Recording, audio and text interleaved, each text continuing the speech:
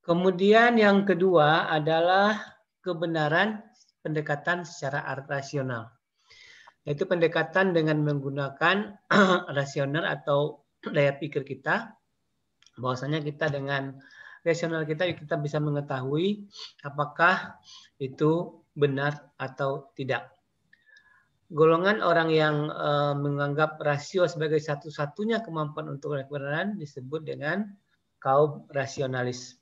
Bahwasanya dia hanya menggunakan cara berpikirnya saja untuk mengetahui daripada kebenaran yang ada. Kemudian yang ketiga adalah pendekatan secara intuitif.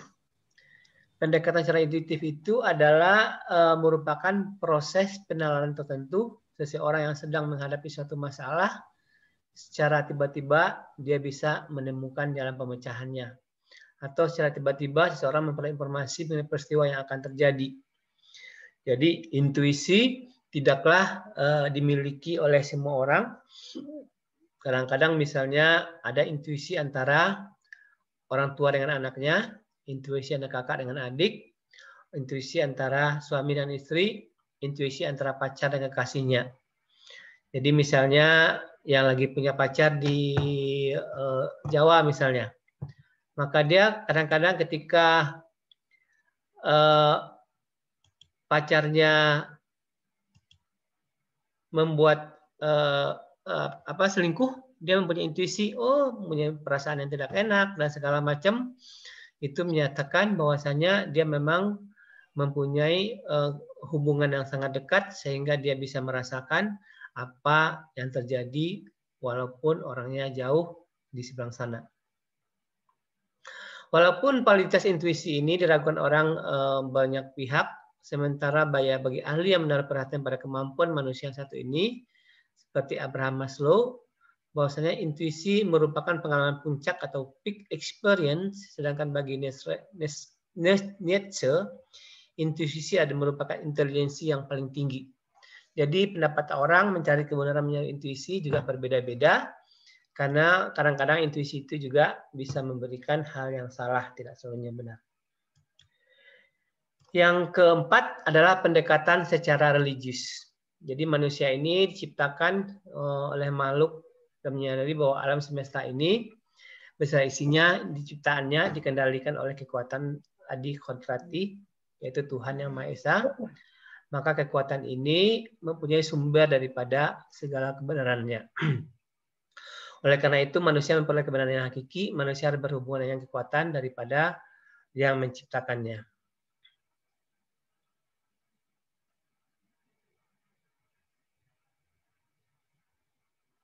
Upaya untuk memperoleh kebenaran dengan cara pendekatan tersebut di atas, atau percaya kepada agama ini, berdasarkan pendekatan supra pikir tersebut Rinjin tahun 1996 menyatakan bahwasanya pendekatan tersebut melampaui daya nalar manusia sebagai manusia. Tetapi karena dia mempercayai Tuhannya, maka dia selalu percaya akan apa yang dituliskan oleh Alkitabnya. Saya mau tanya kepada Anda sekalian nih. Kalau saya tanya, apa yang kata Alkitab kalian masing-masing, mungkin ada yang beragama Kristen, Islam, ataupun yang Buddha, Hindu, segala macam di sini, yang secara rasional adalah tidak mungkin, tetapi karena secara agama Anda mewajibkan untuk mempercayainya. Dan Anda percaya itu. Ada yang bisa kasih contoh? Pertanyaannya adalah bahwasanya dipikir secara rasional itu adalah tidak mungkin, tetapi karena ada di agama Anda, maka Anda itu meyakininya. Ada yang bisa jawab? Ini tidur lagi nih kayaknya semua nih. Seperti mukjizat, Pak. Ya, contohnya mukjizatnya itu apa? Menghidupkan orang yang mati. Itu ada di mana itu? Itu ada di Al-Quran, Pak. Surat berapa? Surat apa? Nggak tahu ya. Oke, contoh boleh. Kemudian adanya nabi yang masuk dalam perut ikan tapi masih bisa hidup. Nabi apa? Nabi Nuh, Pak. Nabi Yunus. Yunus, Pak. Nabi Yunus. Deliana, agama dapat apa kemarin Deli? Lupa, Pak. Lupa. Jadi kalau kita pikir, bisa nggak orang masuk dalam perut ikan masih bisa hidup? Tetapi karena kepercayaan kepada agama, Anda akan percaya. Kemudian contoh nyata lagi, ada istilah Isra Miraj. Perjalanan dari mana ke mana itu?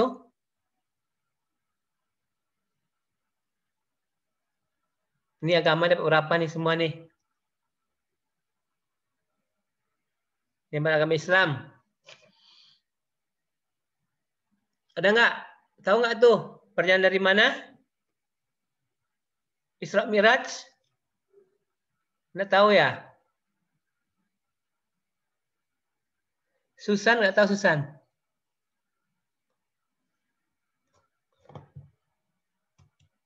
Susan ngamun dia. Dari Masjidil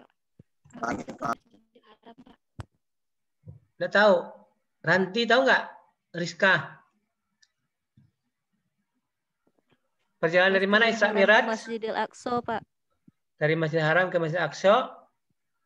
Dalam kemudian ke Siratul Muntaha. Kira-kira kalau kita pikir-pikir dengan rasional kita, itu bisa nggak?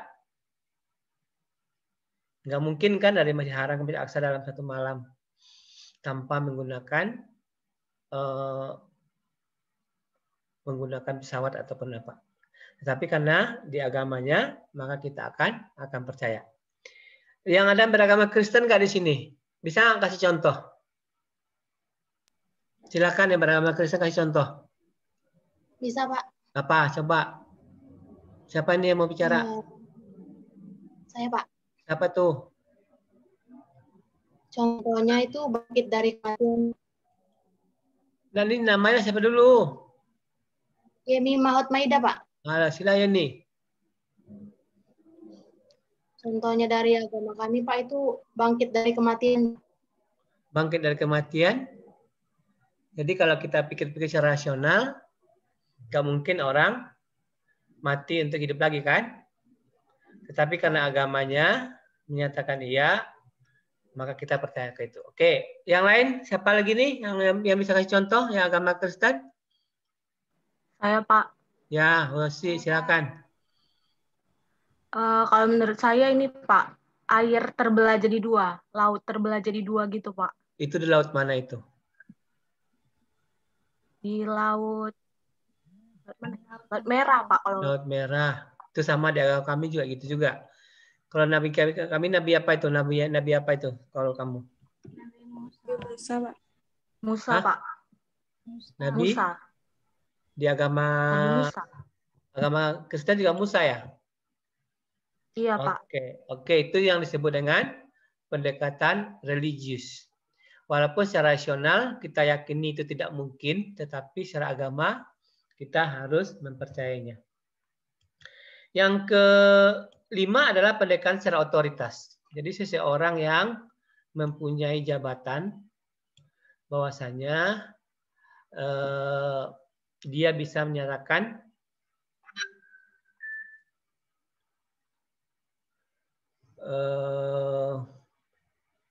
dengan jabatan yang ada, dia bisa menyatakan bahwasanya yang hal-hal yang bersifat umum bisa menjadi benar dan hal-hal yang bersifat salah bisa jadi dibenarkannya. Ada yang bisa kasih contoh nggak? Kebenaran secara otoritas.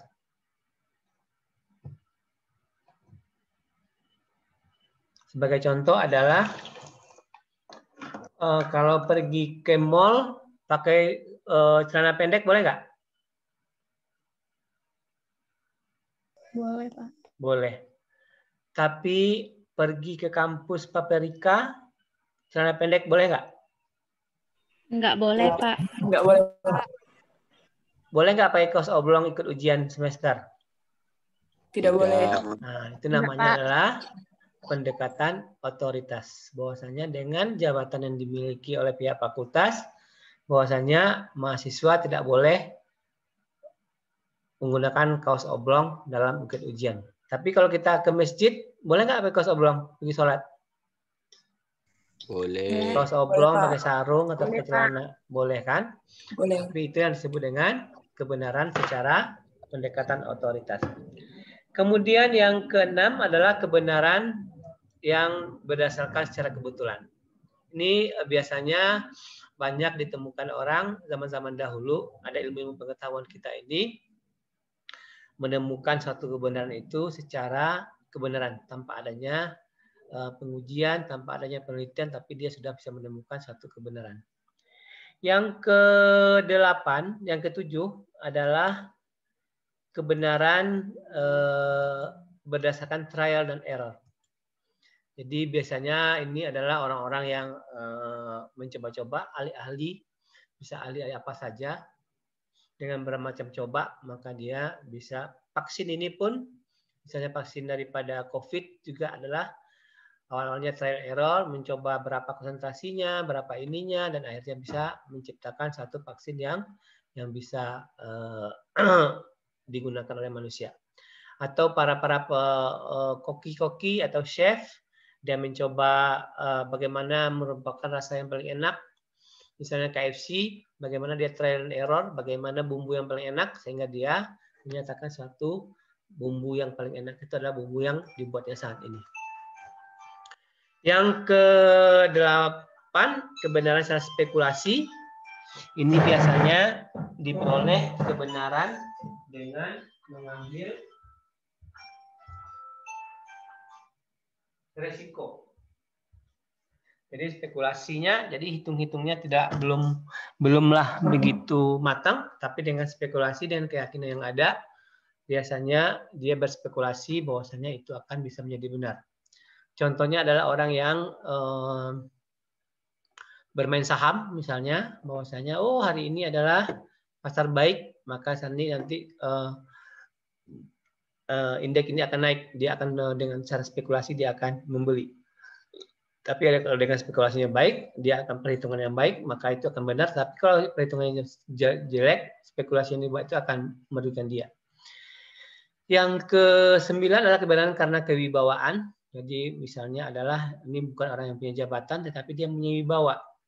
Yang kewibawaan yang ada, orang percaya apapun yang diomongin itu akan menjadi satu hal yang benar. Misalnya orang yang wibawa, misalnya adalah ini biasanya adalah alim ulama atau juga para pastor atau segala macam dengan wibawa yang dia miliki atau tetua-tetua yang ada di kampung tanpa mempunyai jabatan apapun, orang akan percaya dengan apa yang dia miliki.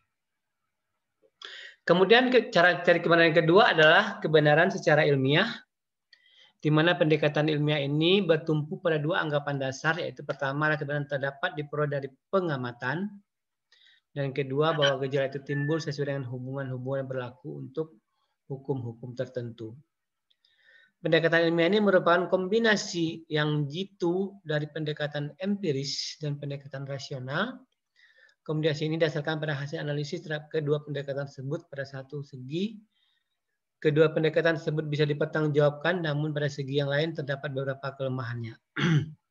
Jadi pendekatan secara ilmiah ini sudah mengalami berbagai macam percobaan, berbagai macam essay, berbagai segala macam, sehingga kita meyakini bahwasanya itu adalah kebenaran yang hakiki atau kebenaran yang sebenarnya. Dan kebenaran inilah yang bisa kita pertanggungjawabkan dan bisa dipercayai oleh semua orang pada hari ini.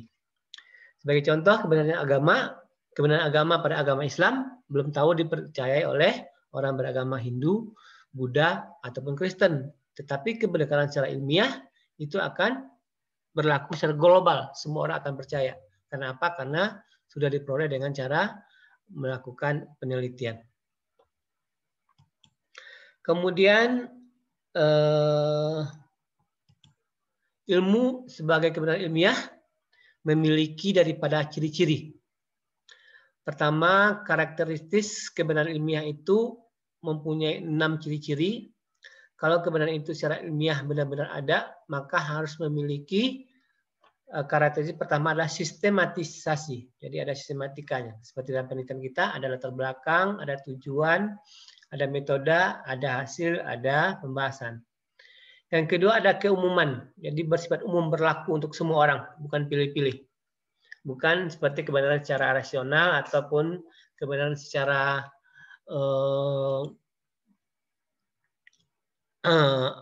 agama, karena juga akan berbeda-beda. Untuk agama X benar, agama Y tidak benar gitu. Atau secara spekulatif, menurut si X itu adalah benar, menurut si Y adalah tidak. Tapi secara kebenaran ilmiah itu adalah bersifat keumuman. Yang ketiga adalah kebenaran secara rasionalitas.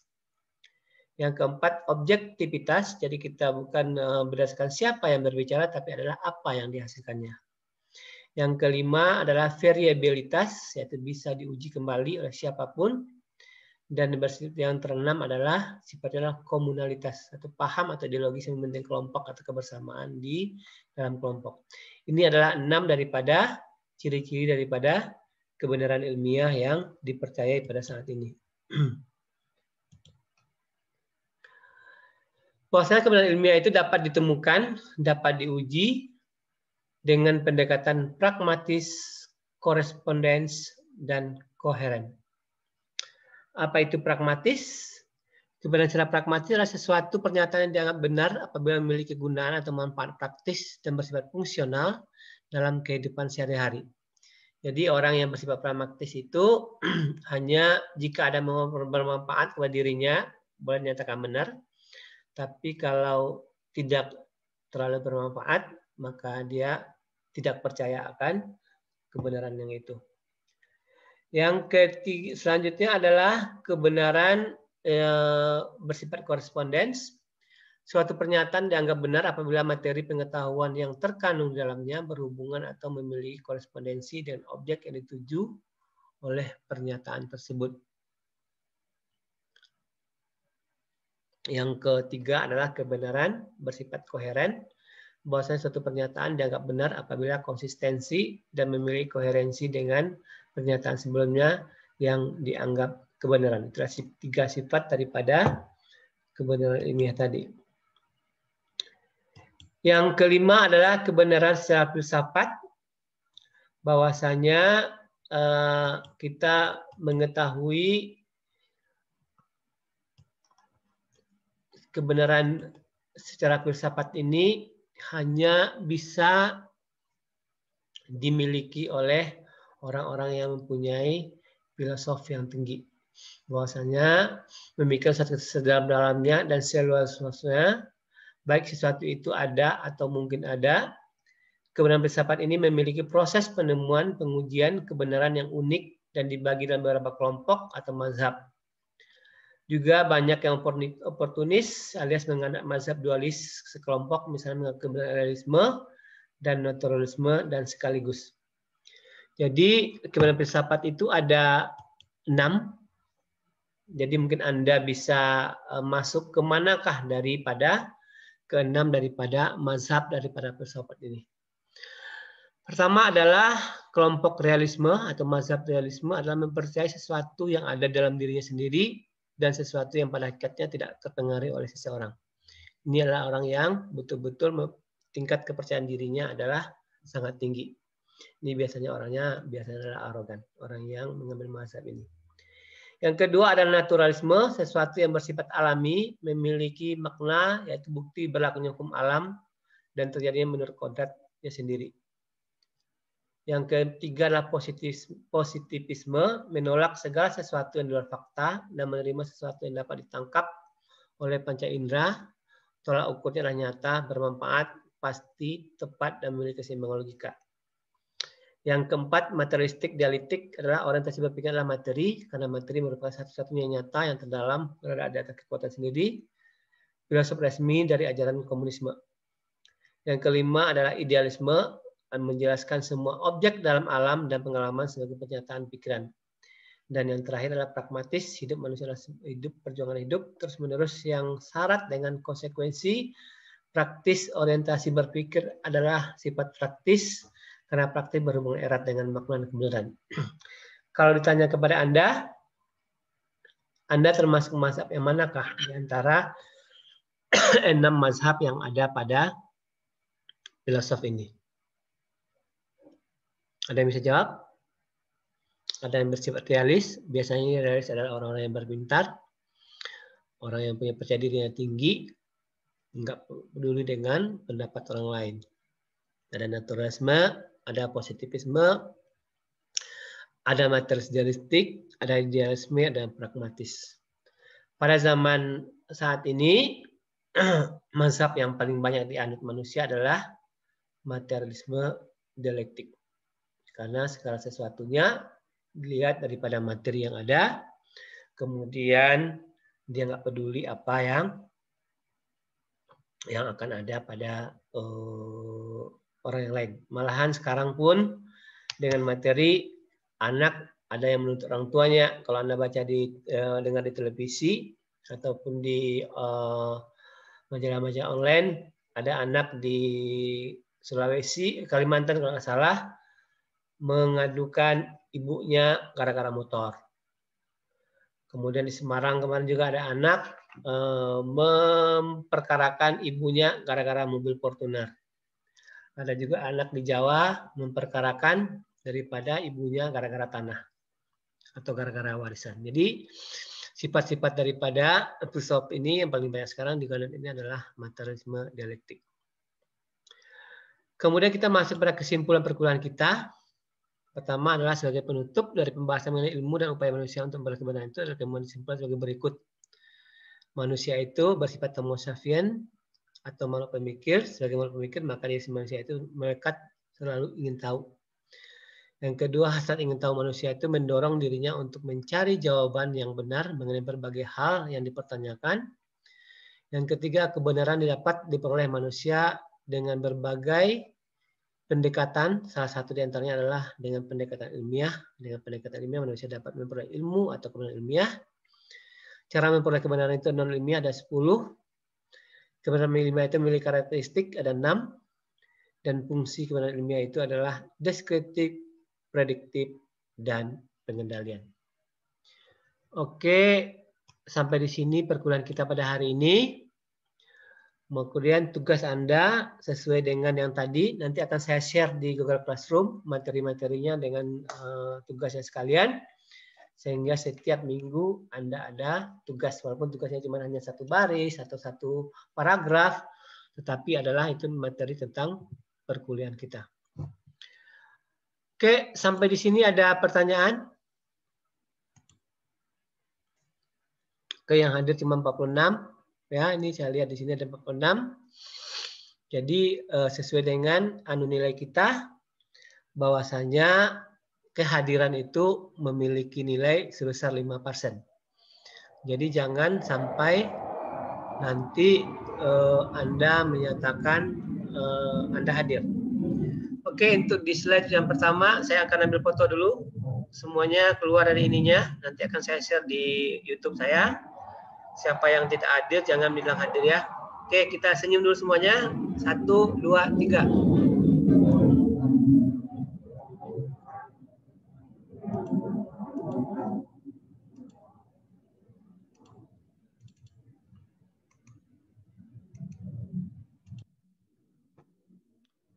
Oke, kita masuk kepada slide kedua.